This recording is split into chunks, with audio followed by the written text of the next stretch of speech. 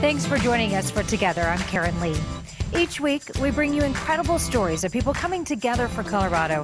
And this week, in light of Independence Day, we are dedicating our show to our active military members and our veterans. On today's show, we're going to share how Coloradans are making sure that our military is appreciated and our veterans are never forgotten. So sit back, relax, and enjoy the good happening right next door. Nowadays, there are big ceremonies when our servicemen and women return home, but that wasn't always the case. Jeff Todd shows us how people in Weld County are coming together to thank our Vietnam veterans 50 years after the war. Steve White enlisted in 1965. I felt a need for a challenge in my life. He was quickly sent to Vietnam. South of Da Nang. Despite receiving 2 Purple Hearts, he didn't get the welcome home he deserved. They literally spat on the ground right in front of my feet. But finally, that all changed with this pinning ceremony. It was a very special day. And it did more than make White feel appreciated. How it also brought him closer to his family. That's next on Together. At the height of the Vietnam War, 45 young men from Colorado enlisted in the Army. Together, they formed the Jefferson County Platoon. But as the years went by, many of them men lost touch. So 3 of them came up with a new mission. They wanted the platoon together again for a special reunion. As Joel Hillen explains, it took years to make that happen. They started back in 2016. He said, the day you called me was the best phone call in my life.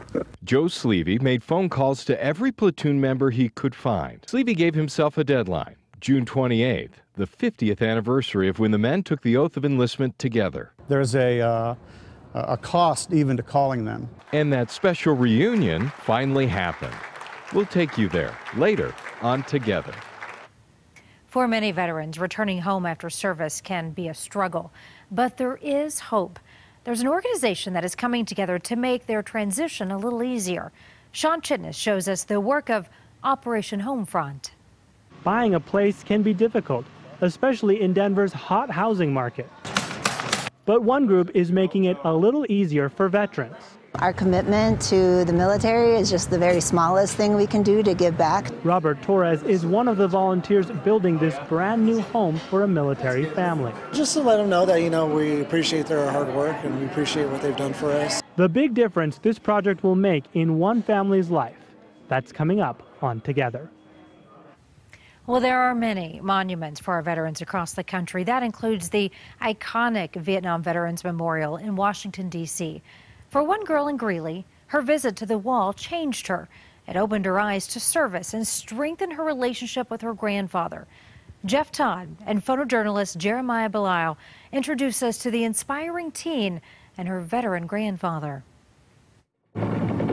I was in country from May of 1966 through June of 67. Steve White's service didn't start like many others. The draft was very heavy at that time, and most people were waiting to be drafted before they did anything. He enlisted in 1965. I felt a need for a challenge in my life, and that certainly fulfilled all of those needs. He was injured twice. Receiving my 2nd Purple Heart from Major General Nickerson. They're south of Da Nang, close to Hoi An. But when he returned, he was treated like many other vets. They literally spat on the ground right in front of my feet. And that was my welcoming home. For 50 years, White and many other vets have been hoping for their service and sacrifice to be properly recognized. It was a very special day. Weld County started holding these pinning ceremonies in 2016. This one, in early June, honored 62 vets. To see them and to shake their hands and thank them for their service, it was amazing. Caitlin Olson was at the event too. My whole essay is about dedicating it to the people who served. She's been recognized for an essay she wrote about her first visit to the Vietnam Veterans Memorial. Washington, D.C., October 8th, 2016. It was a cool, rainy day. And then this.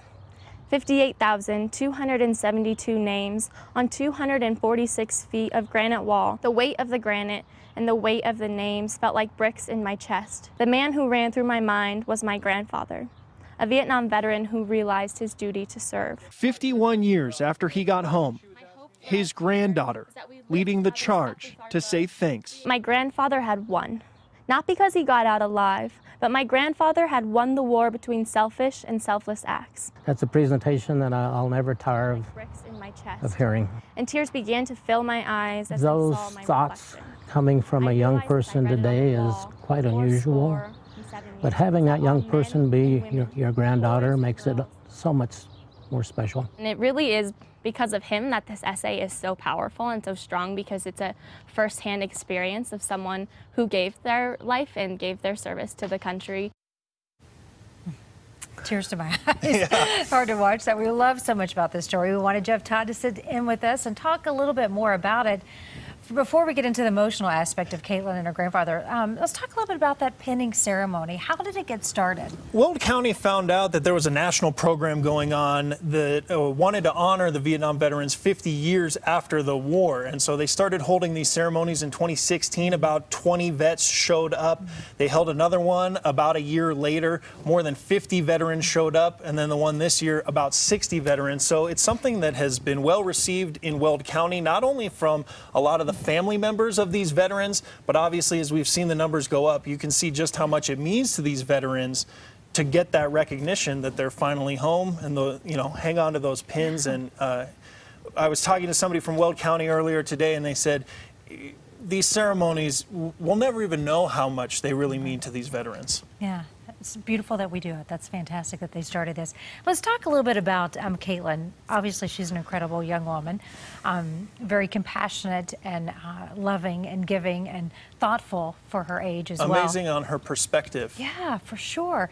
Let's talk a little bit more about all of this is more than an essay, right? This is more than about just those words. I think it started as an attempt to get a scholarship, but this has really taken her around the country. She's given this speech in Washington, D.C., actually 2 trips to the East Coast. And she's also given this speech all over Colorado. Wow. She gave it at an opening of a VA facility in northern Colorado. Senator Cory Gardner was on hand and actually wrote her a handwritten thank you note. That's how much he was touched by seeing her give this speech. And as her grandfather said there at the end, that's something he'll never tire of seeing. Yeah, what's next for her? She's headed to DU. She obviously is very involved in politics and wants to study political science and also dip her toe into international relations. Oh, can't wait to see where she goes. Yeah. Thank you for introducing us to them. Just beautiful, Jeff. Thank you. My pleasure. Well, coming together to honor our World War II veterans, a new memorial now sits at Veterans Park in Denver. This marker was dedicated June 6th, which is the anniversary of D-Day. Edmund Murphy was one of 20 World War II veterans who had the chance to be there. He says it reminded him of his purpose at the time. It's a wonderful feeling just to know that you're doing good and protecting the folks on the home front. Group of veterans is working to secure a war memorial in Jefferson County. The young men all enlisted on the same day back in 1968. 50 years after their time in Vietnam, the platoon came together once again for a special reunion. It was something our Joel Hillen and photojournalist Robert Sanchez did not want to miss. June 28, 1968. A group of 45 young Colorado men took the oath of enlistment together, forming the Jefferson County Platoon. They would go through basic training together at Fort Bliss in Texas before being shipped off to Vietnam. Most guys, when they got back from Vietnam or got out of the service, just kind of put all of that out of their mind and never gave it another thought. Many lost contact with each other. Don Emmett was their platoon sergeant. At 20 years, when we would have had a reunion, we had no way of contacting everyone. But things were different now. Over the last 2 years, using old pictures, military documents, the internet, and word of mouth, they started tracking down their old platoon. We managed to find almost everybody. The ones I talked to were kind of in disbelief that somebody actually found them after 50 years. Joseph Sleevey was acting platoon sergeant. He made most of the phone calls. It's very heartfelt, but it's very emotional, okay? There's a cost even to calling them, okay, and getting them together. The tender, conflicting feelings about what they experienced while serving our country still take their toll today, 5 decades later. Ronald Jackson. But this reunion would be about honor, gratitude, and reconciliation. It is an opportunity to heal, and that is the biggest thing. And about rediscovering lost friendships. If I started this with 3 friends, I've now got 40 new friends. It's been an exercise in love, and I hope that we can stay in contact. That's my hope for the future. Just beautiful. Well, the 4th of July seems to get everyone out of their homes and into their neighborhood streets to join together as a community. We know that's exactly what many of you did. You took part in the parades and the fireworks. Many of you shared with us what you think it means to live in the land of the free.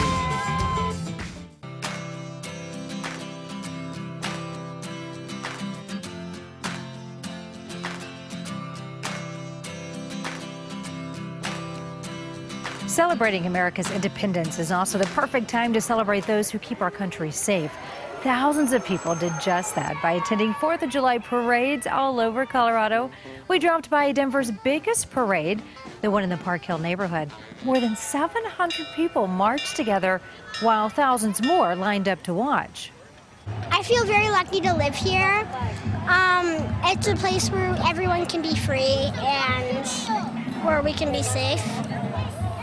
All right, meteorologist Lauren Whitney's with us. I love it when I see kids get all colored up with their face paint and they get so excited and they show their spirit, patriotic spirit. It's so fun to see little kids enjoying the 4th of July because it's such a fun time. We have some great pictures from the 4th of July. Brian Madden showing us off some great Brighton fireworks, and you can see the crowd there really just enjoying it. It's really a great time, I think, for the 4th of July. Everyone comes together. They want to have a great day, and it's just a beautiful time, no matter what happens. It doesn't matter if it rains, does it? Exactly. I mean, it's just the point of being together with the people you love. And of course, you do some hiking as well. Steve Bowen from in Fish Creek Falls in Steamboat, enjoying a great day. And taking a quick look here, this is from Kyle and Wes, and they were at New York Mountain in Eagle County. So a great picture of them enjoying that. Their mom probably made them smile for that picture and take it. And then, of course, it doesn't always mean fireworks. Our Jamie Leary was out fishing in Clear Creek and had a great 4th of July, you know, hiking in the high country and a little fly fishing with her boyfriend. Yeah, the freedom to get out and enjoy everything that people work so hard to give us, right? Exactly. So nice. All right, Lauren, thanks so much. Well, be sure to share your photos with us. We want to see you out enjoying Colorado with your family. Send us an email at togetherforcolorado@cbs.com, or you can post it on social media using the hashtag #4Colorado, and we'll be sure to share it on this show. The U.S. is the home of the brave, but for many of our brave servicemen and women, they can't even afford to buy a home. Well, we're going to introduce you to the volunteers coming together to change that. Coming up on this week's Together for Colorado calendar, on Monday, help children get the school supplies they need. Crayons to Calculators is looking for volunteers in Boulder. On Tuesday, it is the 5th annual Parents Football Safety Clinic at Mile High Stadium. The Broncos are going to teach parents about protecting their kids from concussions. And on Friday, enjoy live music and support a good cause. Proceeds from the Junie Fisher concert go to Hearts and Horses at Therapeutic Riding Center in Thornton. For more information on these and other events, on the Together for Colorado page of CBSDenver.com. Another group is coming together for Colorado's military. It's called Operation Homefront. The nonprofit gives the gift of a brand new home to a veteran who has given so much for us. Sean Chitness takes us to the construction site in Commerce City. Over the past 6 years, more than 10 houses have been donated to veterans and military families by Operation Homefront and Meritage Homes. Our commitment to the military is just the very smallest thing we can do to give back to service members and their families who sacrifice so much. By removing the burden of buying and financing a house, these families can focus on other major priorities like paying for college and their retirement. Moving to Commerce City will place someone close to Buckley Air Force Base and the new VA hospital. Colorado is a community, a state in general, that is committed to military families. The crew broke ground on this home last month, and before the house is finished, Operation Homefront will select a veteran or a family they believe can handle the expense of keeping up a house. They need to have been honorably discharged. Does not have to be, but most have been discharged from service in the last 7 years or so. Once they know who will move in here, the team can try to tailor this house and make it someone's dream home. It has us swollen with pride. We can't wait to know who this family is, because once we know, there's just so much more that we want to be able to give. A chance for someone to receive a gift they are more than worthy of after a commitment of serving others and giving back to their country. Operation Homefront is going to announce the lucky veteran to get that home on September 11th, with the family moving in on Veterans Day. Well, making it to the top of the Manitou Incline is a challenge for just about anyone. But for this double amputee, she saw it as more than a challenge. She says it's an opportunity. How her climb is inspiring others while also helping out veterans. That's still to come on Together. Catch the latest episodes of Together, as well as your favorite Together for Colorado stories anytime at CBSDenver.com. Independence Day isn't just about the parades and the fireworks. On the Western Slope, it's about carrying on an important tradition. On the 4th of July, members of the Mesa County Search and Rescue Team took their patriotism high into the sky. They climbed the Independence Monument in Grand Junction, placing an American flag on top. It's a climb that members of the team have done since 1911, and many of those who take part are veterans themselves. Pay respect to my fellow brothers and sisters that I've served with both in peacetime and deployments to Iraq and Afghanistan as well, and some of the sacrifices they gave so we can enjoy this Independence Day. And that's just beautiful. The climb also raises much needed money for the Mesa County Search and Rescue. A double amputee who has conquered one of Colorado's 14ers is showing her support for veterans. Mandy Horvath calls herself the Bionic Woman. She lost both of her legs in an accident. Well, since then, she has worked to inspire others to live life without limits. Back in April, she made it to the top of the Manitou Incline using only her hands. And then last month, she made it to the summit of Pikes Peak. Took her 4 days to make it that more than 13 miles, but Mandy did it. And her climb wasn't just for bragging rights. Mandy also used it as an opportunity to raise money for the Battle Buddy Foundation and Operation Ward 57. Both of those organizations support wounded veterans. Way to go, Mandy. She's incredible. Well, I also want to take a moment to thank you, our amazing viewers, for coming back every week to connect with us and your community. I love being a part of this show. These Together for Colorado stories inspire me, and it warms my heart to see they're also inspiring you. Bill Murphy had this to say to us: how refreshing to see the Together series. Thanks for bringing the good of people to the forefront. And Bill, it's our pleasure. And thank you for watching. So please keep those comments coming. I want to hear from more of you. So send me your thoughts and share with me how people are coming together where you live. You can email me at togetherforcolorado@cbs.com. Can't wait to connect with you. I also look forward to seeing you back here next week as we share even more powerful stories of how people are coming together for Colorado. Until then, we want to relive this holiday with you. Here's a look at Independence Eve fireworks from Civic Center Park.